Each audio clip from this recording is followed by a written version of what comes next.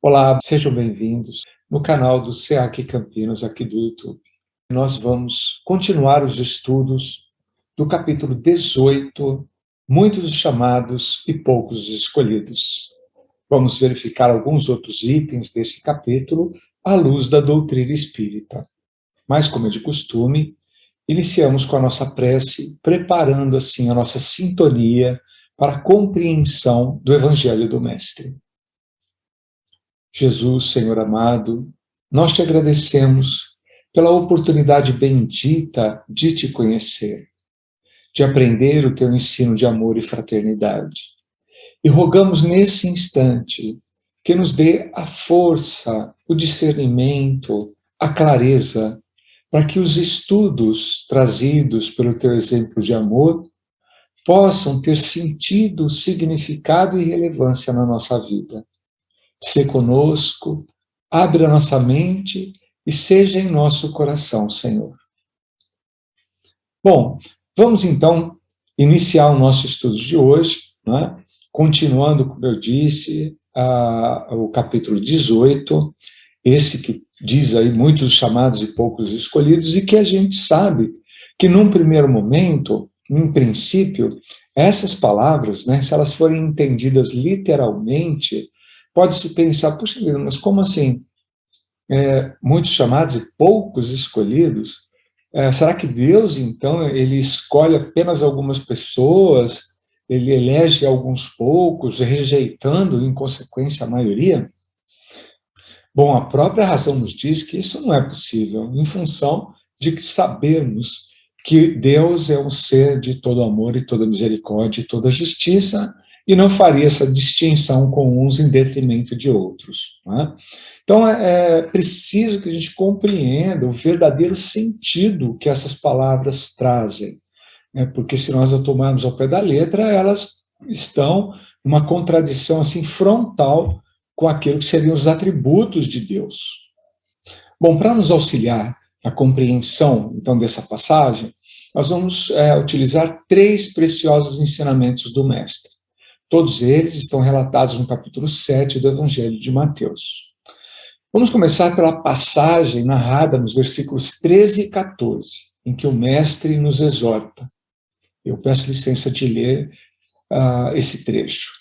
Entrai pela porta estreita, porque larga é a porta, e espaçoso o caminho que leva à perdição. E muitos são os que entram por ela. Que estreita é a porta e que apertado o caminho que leva para a vida, e que poucos são os que acertam com ela. Bom, só nesse trecho, então, a gente já fica pensando, porta estreita, Jesus fala, então, de uma porta estreita e que a porta larga tal, era um caminho de perdição. Como assim, né? Do que ele está se referindo? A gente precisa compreender, então, que a porta estreita é a escolha que nos permite avançar nessa senda evolutiva, com o aproveitamento da nossa passagem aqui na Terra. Sim, porque nós sabemos, né, o motivo de estarmos aqui, como nos traz a doutrina espírita, é a nossa evolução, é o nosso crescimento, é o nosso desenvolvimento. Então, essa porta estreita, ela significa nós nos desocuparmos, né, nos desvencilharmos de coisas que nós carregamos muitas vezes na vida e que impedem que a gente passe por esse chamado caminho estreito. Né? Então, esse caminho é o caminho que nos leva ao desenvolvimento do nosso potencial, das qualidades que nós trazemos.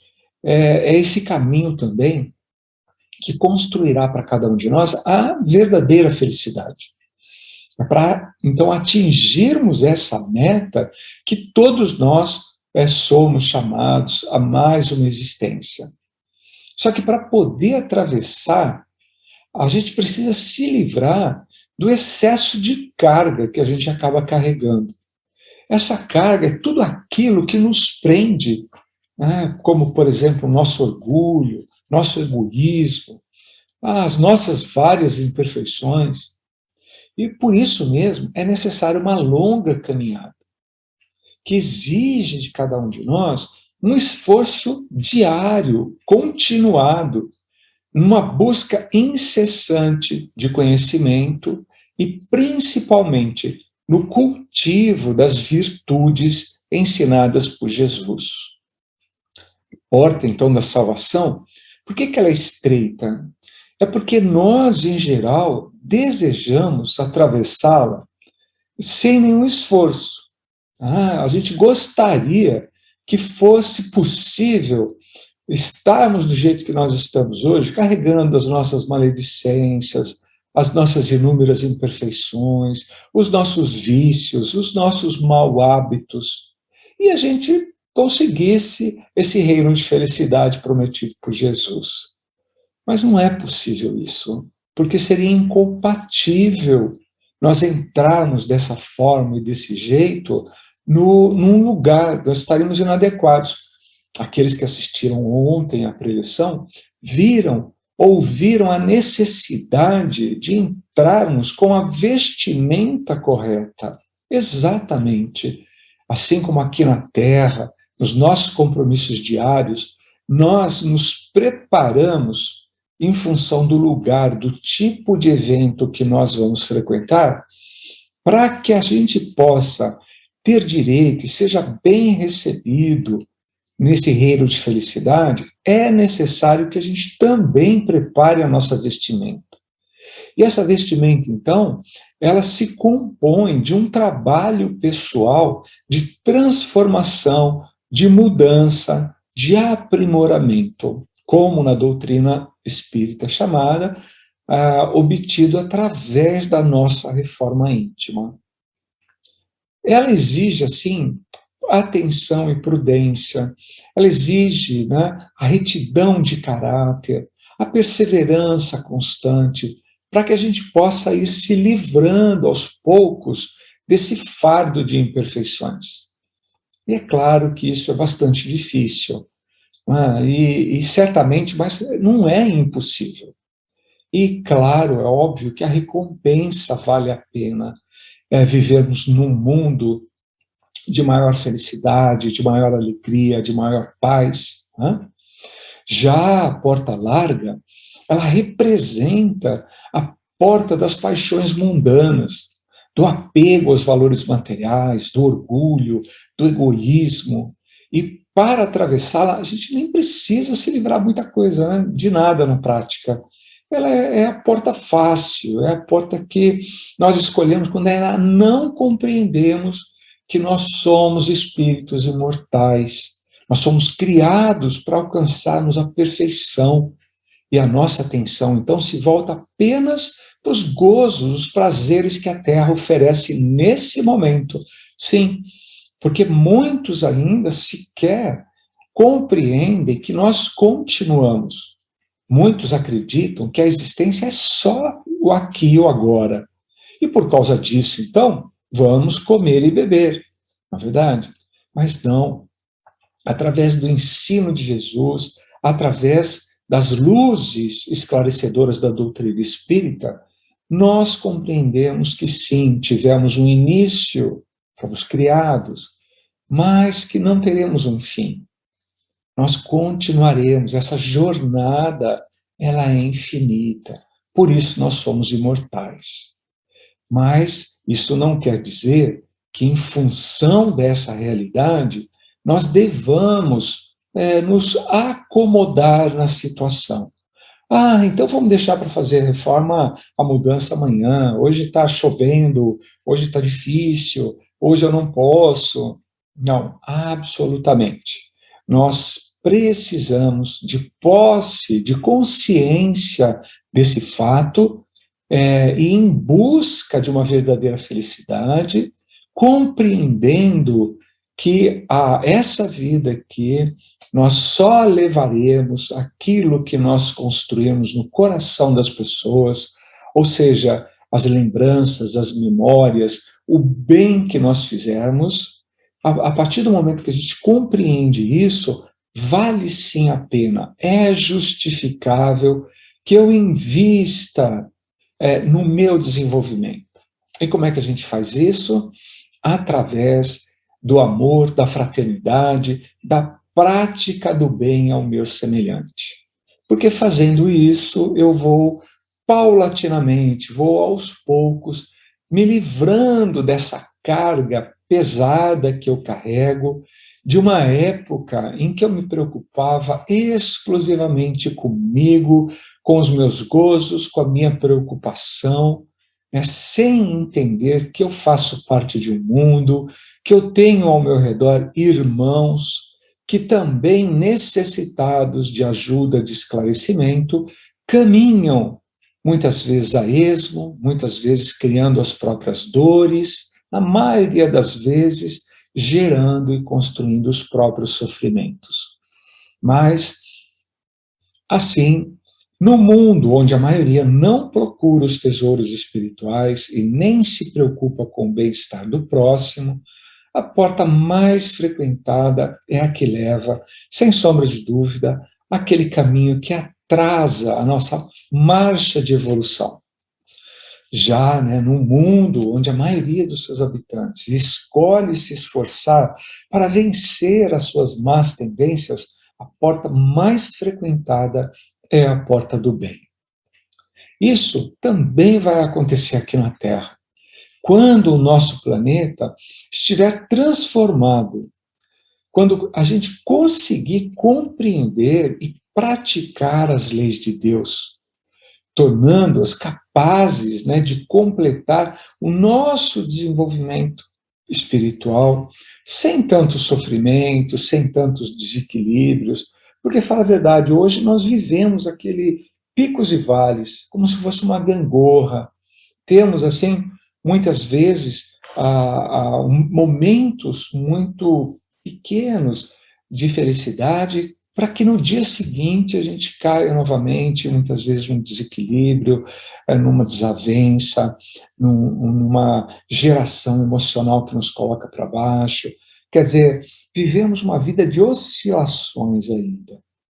E quando nós crescermos, viveremos, sem sombra de dúvida, num clima muito mais fraternal, de progresso, né? Porque o bem ele vai estar presente no coração da maioria dos seus habitantes. Isso depende exclusivamente de nós. Não adianta a gente ficar parado e falar, então eu vou ficar quietinho aqui, não vou fazer nada, e vou esperar o mundo evoluir, né? E quando ele evoluir, agora então eu vou para a rua, eu vou viver esse mundo. Não adianta. O mundo vai mudar quando nós mudarmos. E o mundo, para mudar, para que ele mude, é necessário que nós mudemos, que nós façamos essa transformação, façamos essa reforma pessoal. Aí sim, seremos, então, contribuidores de todo esse processo de mudança. Como nós ainda, é claro, estamos em fase de aperfeiçoamento, nós oscilamos muito entre a escolha por uma porta ou, às vezes, por outra. E conseguindo, às vezes, vencer nossas imperfeições, outras vezes cedendo a essas imperfeições. Ou seja, como se fala, dando um passinho para frente e muitas vezes 2 para trás. Mas não importa. Isso não deve ser motivo para que a gente descreia nas palavras do Mestre. Isso não deve ser motivo para que a gente não acredite em nós mesmos, na nossa capacidade de transformação e de renovação. Jesus, quando ele fala em perdição, as suas palavras elas são alegóricas, né? A gente tem que lembrar isso, porque Deus certamente ele não está condenando nenhum dos seus filhos à perdição, né? Nosso Pai ele dá a cada um de nós, através das sucessivas encarnações ou vidas, oportunidades que nós necessitamos para que a gente complete esse nosso desenvolvimento espiritual. Sempre, obviamente, de acordo com a nossa vontade.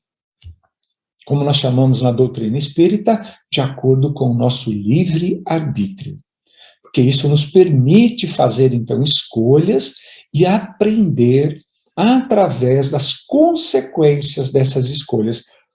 Ou seja, aprendemos através dos impactos que nós geramos, que nós construímos. Aquilo que nós fazemos que gera impactos, e isso, ao vivenciarmos esses impactos, nós vamos discernindo o bem do mal. Bom, a questão é que todos nós, mais cedo ou mais tarde, nós vamos escolher o caminho do bem, porque essa é uma das fatalidades a qual nós estamos sujeitos. Isso mesmo, o progresso, a evolução para sermos melhores. E vamos vivenciar dessa maneira os ensinos de Jesus, cumprindo então as leis de Deus. Bem, é importante então compreendermos que não basta apenas conhecer as leis de Deus, conhecer os ensinos de Jesus, mas é fundamental que principalmente a gente pratique, a gente vivencie o conhecimento. Fala a verdade, quantas coisas nós sabemos, nós temos aqui na nossa mente, nós temos na nossa memória, nós conhecemos, mas nós não colocamos na prática, nós não usamos isso para estarmos melhores, para fazermos aquele que está à nossa volta melhor. E aí Jesus então nos adverte: nem todo o que me diz Senhor, Senhor, entrará no reino dos céus, mas sim aquele que faz a vontade de meu Pai. Esse sim entrará no reino dos céus. Muitos me dirão naquele dia: Senhor, Senhor. Não é assim que profetizamos em teu nome? E em teu nome expelimos os demônios? E em teu nome obramos muitos prodígios? E eu então lhes direi, em voz bem clara: pois eu nunca vos conheci. Apartai-vos de mim, os que obrais a iniquidade. Quer dizer, o que Jesus nos diz nessa passagem é que não adianta simplesmente nós falarmos ou nós conhecermos. Se assim o fizermos, nós seremos distantes a Ele, distantes de Deus e distantes do seu ensino. É fundamental que a gente traga para a nossa existência, para o nosso dia a dia, a prática daquilo que já conhecemos. E todos nós podemos fazer isso, porque todos nós já compreendemos aquilo que o Mestre nos trouxe.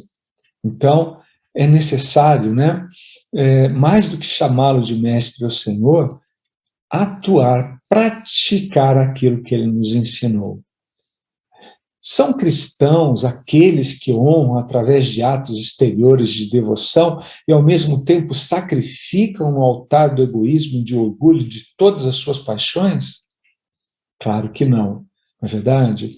Então, muitas vezes, nós convencionamos orar a Deus, fazendo determinados cultos, fazendo determinadas práticas, mas que são apenas convencionalismos. Nós ditamos palavras que podem parecer com sentido, mas no momento seguinte, quando nos vemos naquela situação onde é necessária a aplicação daquele conhecimento, nós fugimos, nós não lembramos, nós deixamos de lado, nós vamos atender a nossa necessidade. Então, se assim o fizermos, não poderemos ser chamados de cristãos. São cristãos ainda aqueles que o honram através de atos exteriores e, ao mesmo tempo, sacrificam? Não, de forma alguma, de forma nenhuma, porque muitas vezes nós oramos com o nosso pensamento, mas sacrificamos Jesus com as nossas práticas.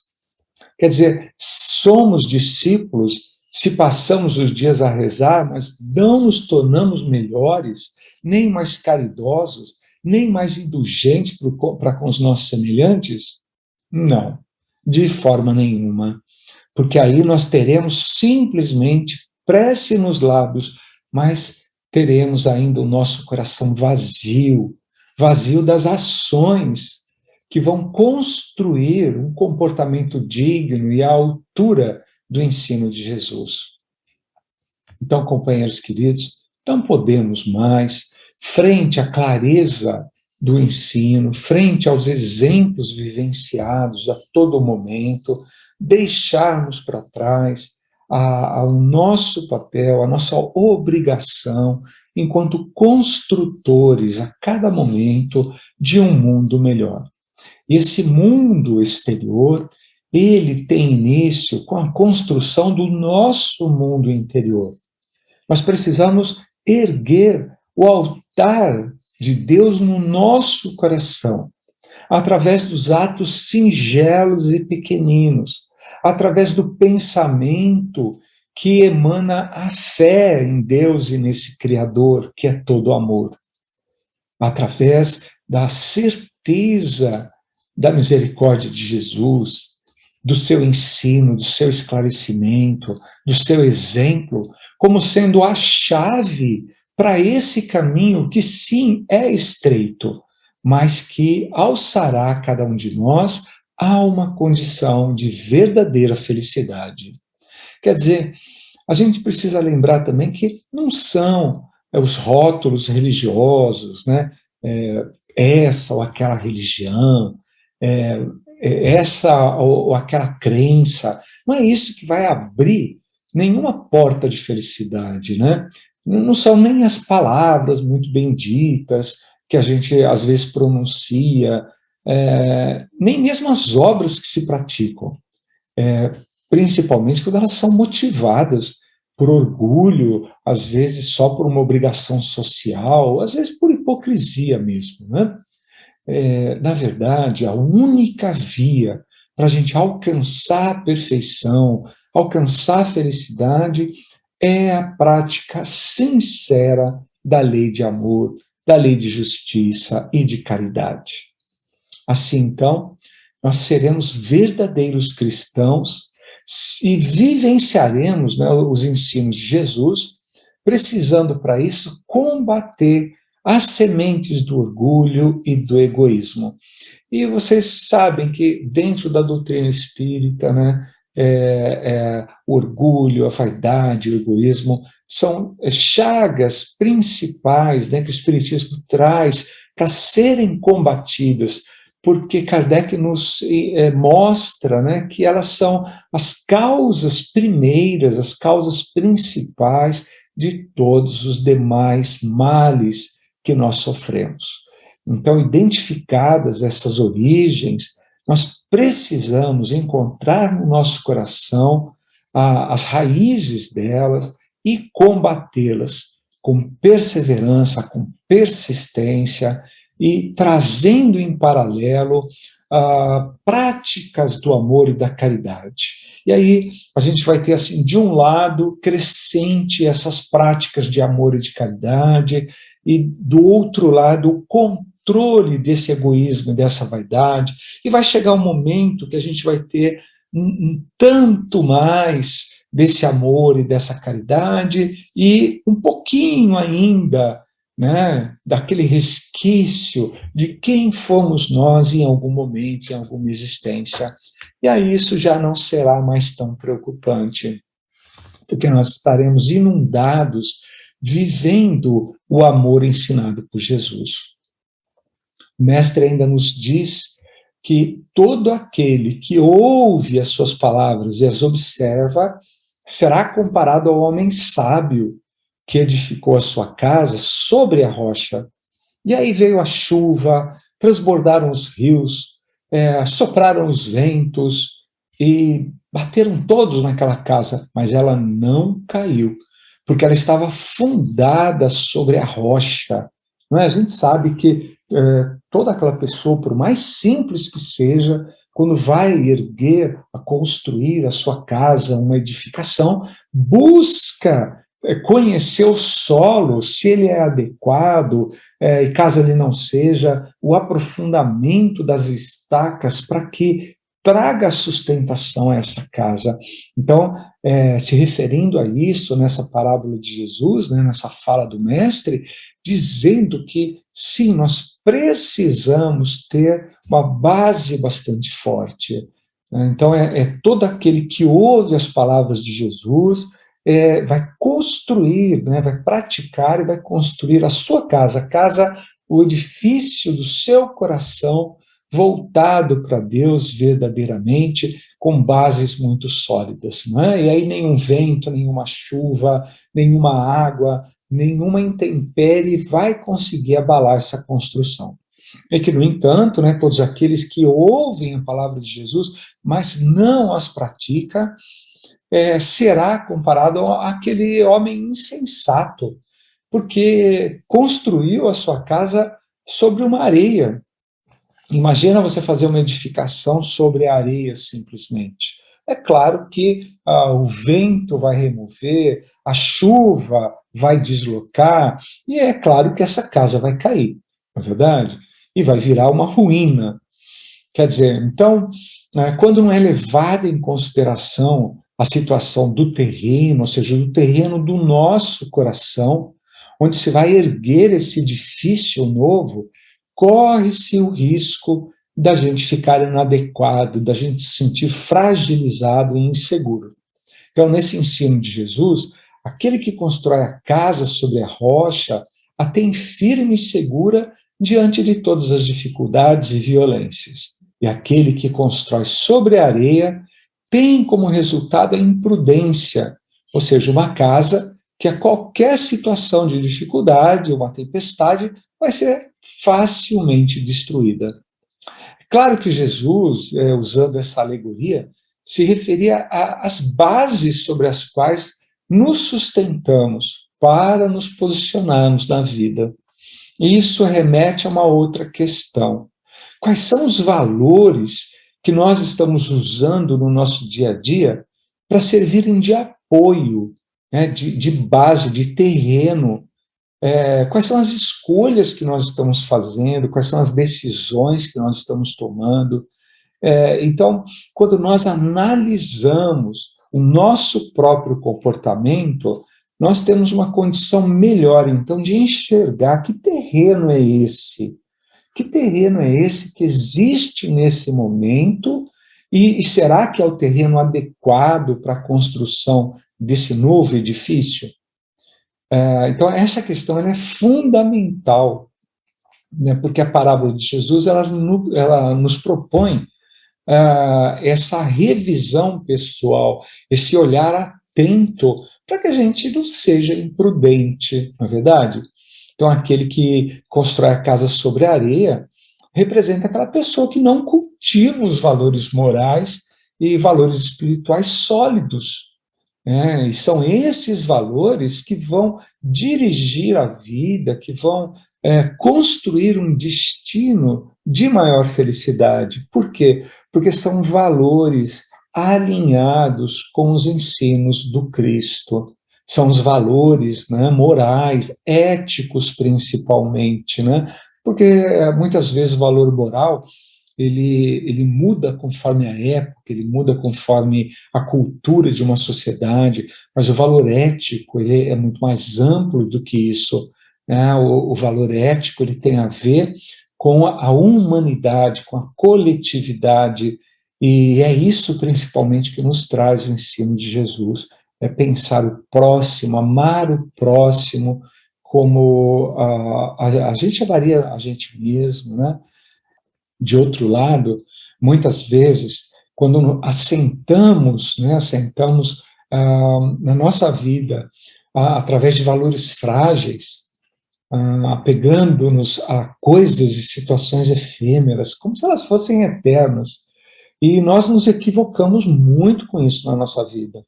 A gente se equivoca demais, porque a gente abraça determinadas coisas achando que elas serão infinitas, elas serão eternas, e quando, na maioria das vezes, são absolutamente passageiras. E aí nós nos frustramos, nós fazemos uma construção que não é desejada, e descobrimos isso depois, e a gente coloca aquilo como sendo a meta mais importante a ser alcançada na nossa vida, e, na verdade, fazemos isso quando a gente não possui ainda uma visão que transcende a vida, essa vida aqui, né? E por isso todo o seu ideal, então, acaba se resumindo no aproveitar o aqui e agora. A gente precisa estar muito atento, muito cuidadoso com isso, né? Aquela história de a gente compreender que nós estamos aqui com uma finalidade maior. E a nossa concepção de vida, então, deve estar apoiada numa base muito mais sólida, ou seja, em valores que sejam realmente valores eternos. Muitas vezes, então, a nossa concepção de vida ela está apoiada nessa areia movediça de ilusões, naquelas novidades passageiras, né? E aí é claro que vai chegar, inevitavelmente, as tempestades da vida. E toda a nossa estrutura mental e emocional, é, ela acaba desabando, ela acaba fazendo com que a gente entre em processos profundos de frustração, de depressão, né? Então, aquele que, então, sabe construir a sua casa sobre uma rocha firme, que tem como base os valores morais, valores espirituais sólidos, elevados, aí sim, esse está preparado para enfrentar as tormentas naturais da vida. Porque, é claro, né, a partir da doutrina espírita, nós sabemos que essa existência ela tem o papel de uma escola, porque precisamos educar o nosso espírito, a nossa vontade, o nosso comportamento.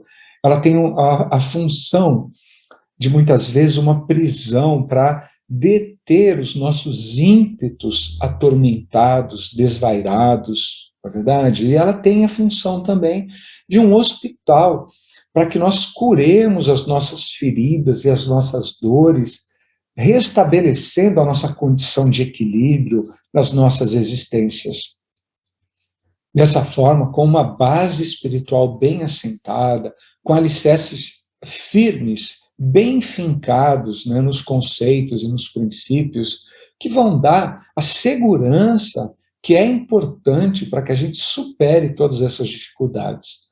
E para isso é muito importante, então, que a gente estenda um pouco a nossa visão. O que significa isso? É muito comum, em função das demandas diárias, dos problemas que nós vivemos, a gente tem uma visão de muito curto prazo. E, por causa disso, a gente se deixa abater com muita facilidade. A gente se abate, a gente vive momentos de euforia exagerada ou de tristeza também exagerada. Então, a gente vive nessa gangorra que eu citei há pouco. Quando a gente estende um pouco a nossa visão e tenta compreender a nossa vida, a nossa existência a partir desses valores, a gente cria uma força e uma resistência que nos impede de nos abatermos com tanta facilidade. Né? Porque, por mais difícil que seja o momento atual, aquele que tem fé em Deus, que sabe que está passando por essa situação e esse problema, mas que existe uma finalidade para isso, existem razões, né, justas, inclusive, para que isso aconteça, ele supera melhor, ele enfrenta melhor essas dificuldades. Quem tem, né, essa resistência sabe também que, dependendo da forma como enfrenta, vai sair dela muito mais forte, muito mais firme, porque essa é a aprendizagem da vida, é a aprendizagem necessária. Dessa forma, assim, com o espírito fortalecido pelo conhecimento das leis divinas, com a nossa vivência, com a nossa prática, com a nossa capacidade de escolher um caminho melhor, e não aquele caminho largo, né? Não aquele caminho que tudo permite, mas aquele caminho que já há sentido, que já mostra o sinal de que lá na frente nós encontraremos realmente uma vida melhor. Então, com esse espírito fortalecido, será mais fácil nós triunfarmos sobre as dificuldades, que aí elas vão existir, sem sombra de dúvida, porque fazem parte, né, do nosso caminhar, do nosso momento atual, do nosso atual estágio de evolução, mas elas não nos derrubarão, tá certo? A gente precisa lembrar que essa edificação ela é construída em cada ação nossa, é no dia a dia, É como se fosse uma obra feita assim, tijolo a tijolo, e é onde a gente vai unindo esses tijolos com o cimento do amor, com a cola da vigilância, da oração, da perseverança. Então, nós seremos esses construtores, né, ouvindo assim a palavra de Jesus e dando esse sentido, estudando, né, a nossa existência a partir daquilo que o Mestre nos trouxe. Quer dizer, então, dessa forma, a gente pode agora compreender o verdadeiro sentido dessas palavras. Muitos são chamados, poucos são os escolhidos. Então, os chamados, na verdade, somos todos, né? Todos filhos de Deus, que recebemos esse convite maravilhoso para a gente se tornar pessoas melhores, através dessa vivência do amor ao próximo.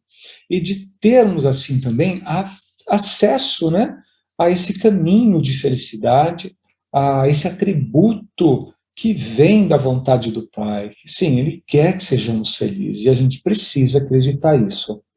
E os escolhidos, eles não são por privilégios, não são eleitos lá porque, não existe isso, nem por pertencerem a essa religião ou aquela religião, mas eles simplesmente são aqueles que já estão amadurecidos, que já ganharam com as suas vivências e experiências discernimento, ganharam consciência sobre quem são e qual é o papel que eles desempenham em tudo isso.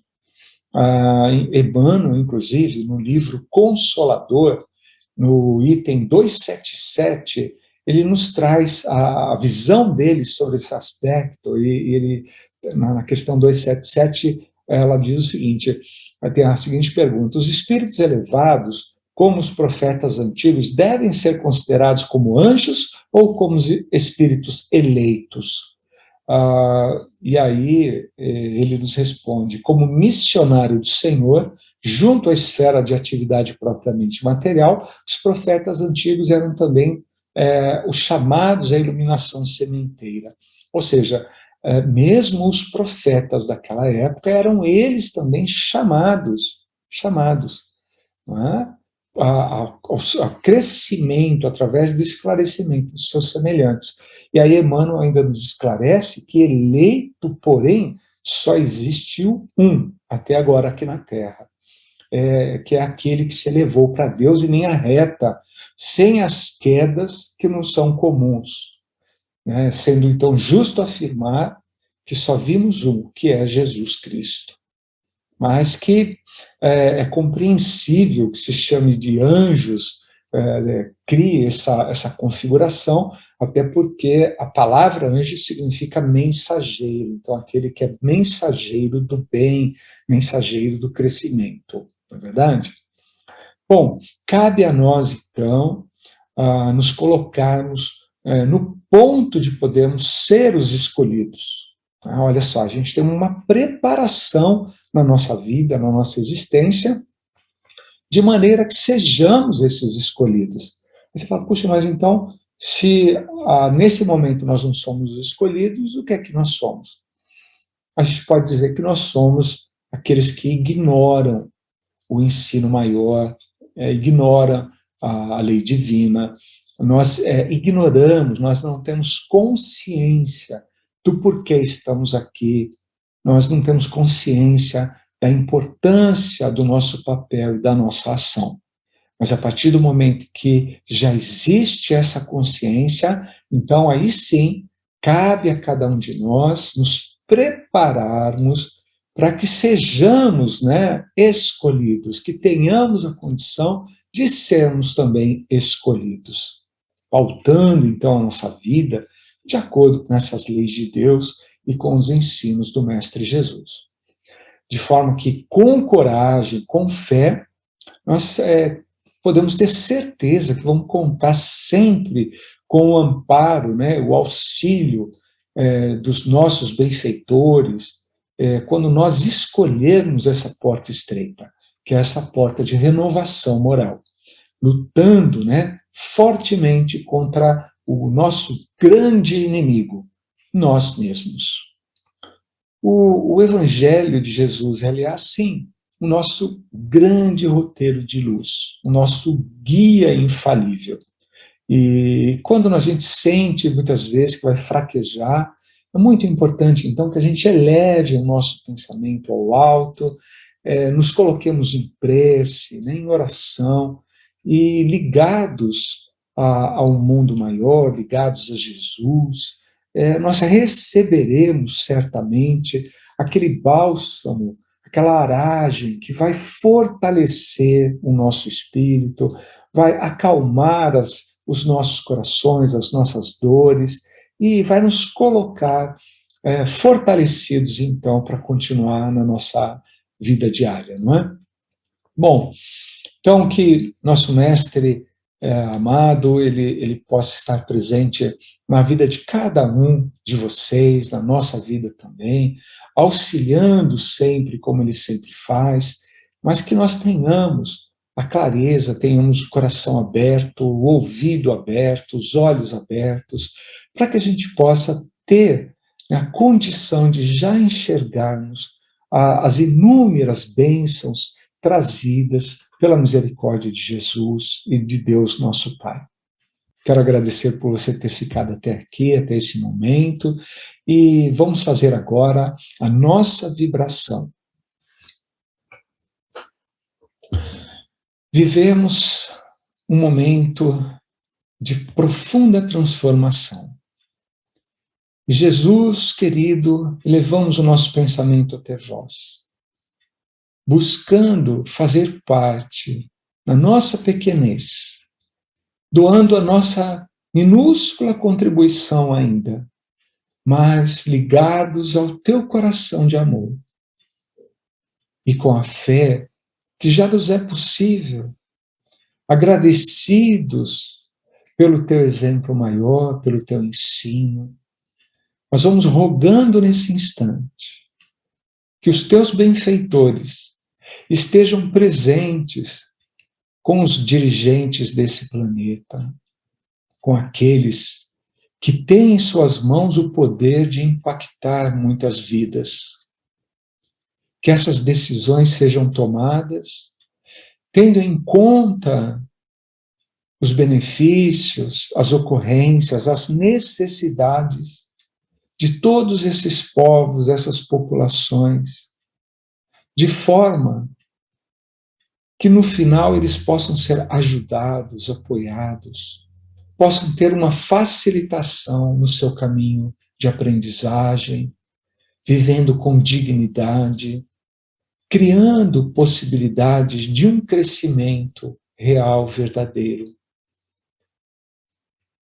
Apacenta também, Jesus amado, as tuas ovelhas que desgarraram e que, pela falta de fé, se encontram perdidas em si mesmas, em seus próprios pensamentos.